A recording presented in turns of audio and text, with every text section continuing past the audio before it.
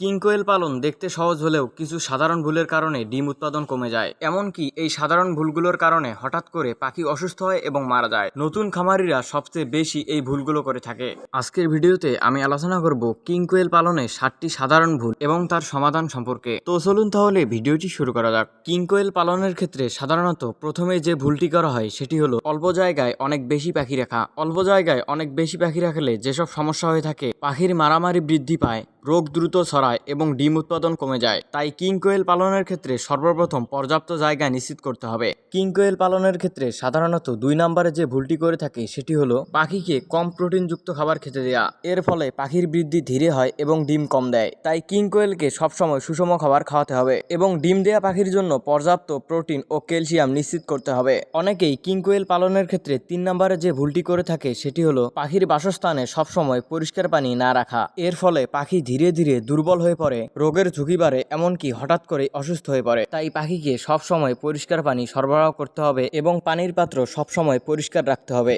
এরপর নতুনরা কিং কোয়েল পালনের ক্ষেত্রে 4 নম্বরে যে ভুলটি করে থাকে সেটি হলো পাখির খাবার হঠাৎ করে পরিবর্তন করে ফেলে।